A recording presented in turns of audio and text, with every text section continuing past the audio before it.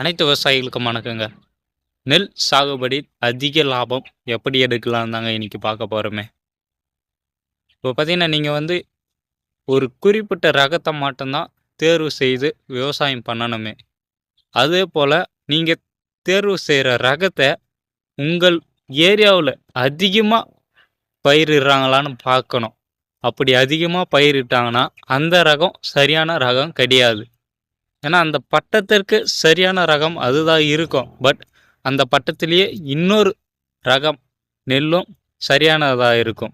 அதை தான் பயிரிடணுமே. ஏன்னா எல்லாருமே ஒரே ரகத்தை பயிரிடுறதுனால விலை பார்த்தீங்கன்னா இப்போ பார்த்தீங்கன்னா நான் இன்றைக்கி நான் நடவு செய்கிறேன்னா அடுத்தவங்க பார்த்தீங்கன்னா ஒரு 2 நாள் கழிச்சு நடவு செய்வாங்க. அறுவடை டைமில் பார்த்தீங்கன்னா ஒரு 10 நாளுக்குள்ளேயே அறுவடை எல்லாத்துமே வந்துடும்.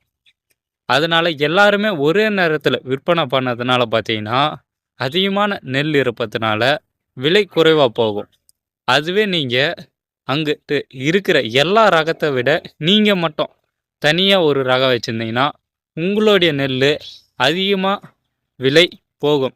அதே போல் விலை அதிகமாக போகுமா அப்படின்னு பார்த்துட்டும் அந்த ரகத்தை செலக்ட் பண்ணுங்க.